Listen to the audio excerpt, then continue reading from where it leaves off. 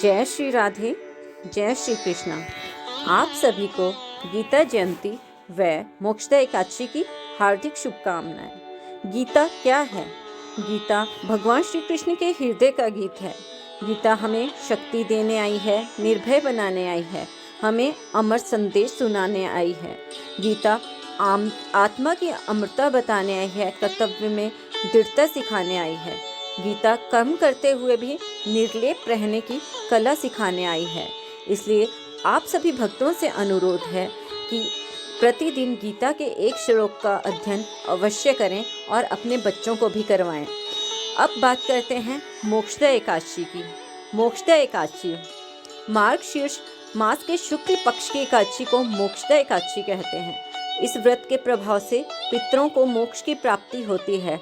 भगवान श्री कृष्ण ने मोक्षदा एकादशी के दिन ही अर्जुन को गीता के ज्ञान का उपदेश दिया था। अतः इस तिथि को गीता जयंती भी कहा जाता है। महात्म्यम: यह एकादशी मोक्ष प्रदान करने वाली है, सब पापों का हरण करने वाली है। मोक्षदा एकादशी बड़े बड़े पातकों का नाश करने वाली है। पितरों को इस एकादशी का पुण्य दान करने से मोक्ष की प्राप्ति होती है। वे नरक की यातनाओं से मुक्त होकर स्वर्गलोक प्राप्त करते हैं। जो इस कल्याणमयी मोक्षदा एकादशी का व्रत करता है उसके पाप नष्ट हो जाते हैं और मरने के बाद वह मोक्ष प्राप्त कर लेता है।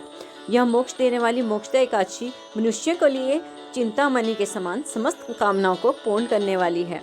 इस महात्म्य को पढ़ने व सुनने से वाजपेयी यज्ञ का फल मिलता है। सामग्री: श्री विष्णु जी की मूर्ति, वस्त्र लाल एवं पीला, पुष्पमाला, नारियल, सुपारी, अन्य ऋतुफल, धूप, दीप, घी, पंचामृत, अक्षत, तुलसी दल, चंदन और कलश। व्रत की विधि: दशमी तिथि को सात्विक भोजन ग्रहण करें, ब्रह्मचर्य का पालन करें। एकादशी के दिन प्रातः काल उठकर नित्य कर्म स्नान कर लें। स्वच्छ वस्त्र धारण कर पूजा गृह को शुद्ध कर लें। आसन पर बैठ जाएं। गंध, पुष्प, धूप और सुंदर वस्त्र से श्री विष्णु जी का पूजन करें। मोक्षदा एकादशी व्रत की कथा सुनें अथवा सुनाएं।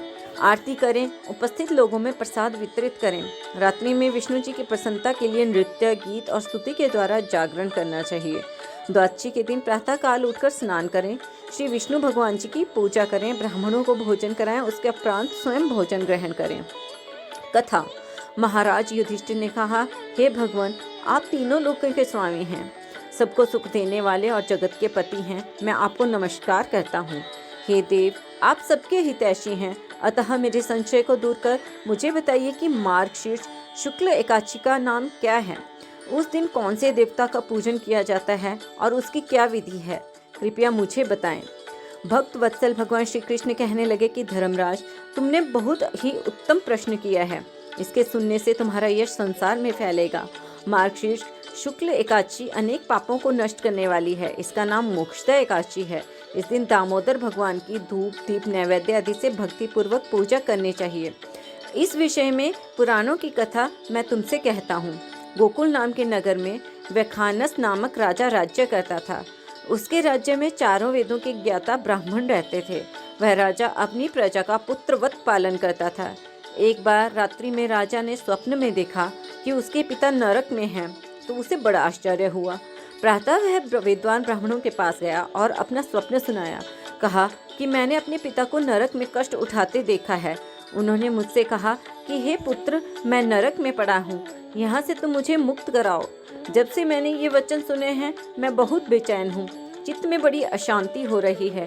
मुझे इस राज्य, धन, पुत्री, स्त्री, हाथी, घोड़े आदि में कुछ भी सुख प्रतीत नहीं होता है। क्या करूं? राजा ने कहा, हे ब्राह्मण देवताओं, इस दुख के कारण मेरा सारा शरीर जल रहा है। अब आप कृपा करके कोई तप, दान, व्रत आदि ऐसा उपाय बताइए जिससे मेरे पिता की मुक्ति हो जाए। उस पुत्र का जीवन व्यर्थ है जो अपने माता पिता को उद्धार न कर सके। एक उत्तम पुत्र जो अपने माता पिता तथा पूर्वजों को उद्धार करता है वह 1000 मूर्ख पुत्रों से अच्छा है।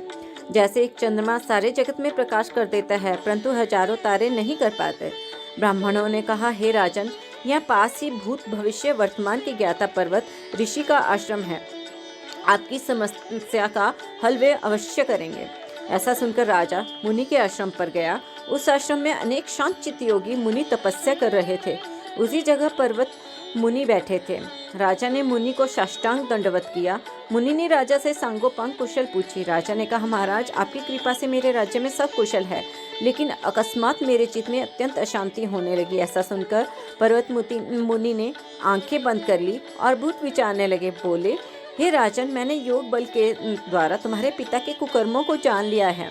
उन्होंने पूर्व जन्म में कामातुर होकर एक पत्नी को रति दी, किंतु सौत के कहने पर दूसरे पत्नी को ऋतुदान मांगने पर नहीं दिया। उसी पाप कर्म के कारण तुम्हारे पिता को नरक में जाना पड़ा। तब राजा ने कहा, इसका कोई उपाय बताइए। मुनि ने कहा, हे राजन, आप मार्गशीर्ष एकादशी का उपवास करें। उस उपवास के पुण्य को अपने पिता को संकल्प कर दें। इसके प्रभाव से आपके पिता की अवश्य नरक से मुक्ति होगी। मुनि की यह वचन सुनकर राजा महल में आया और मुनि के कहने के अनुसार कुटुंब सहित मोक्षदा एकादशी का व्रत किया। इसके उपवास का पुण्य उसने पिता को अर्पण कर दिया। इसके प्रभाव से उसके पिता को मुक्ति मिल गई और स्वर्ग में जाते हुए वह पुत्र से कहने लगे, हे पुत्र, तेरा कल्याण हो। यह कहकर स्वर्ग को चले गए। मार्गशीर्ष मास की शुक्ल पक्ष की मोक्षदा एकादशी का जो व्रत करते हैं, उनके समस्त पाप नष्ट हो जाते हैं। इस व्रत से बढ़कर मोक्ष देने वाला और कोई व्रत नहीं है। इसकी कथा को पढ़ने सुनने से वाजपेयी यज्ञ का फल मिलता है। यह व्रत मोक्ष देने वाला तथा चिंतामणि के समान सब कामनाएं पूर्ण करने वाला है। तो कहिए, जय जय श्री राधे, जय श्री हरि। भक्तों, यदि आपको यह एकादशी व्रत की कथा अच्छी लगी तो कृपया कमेंट में श्री राधे श्रीमन नारायण अवश्य लिखें। जय श्री राधे, जय श्री कृष्ण।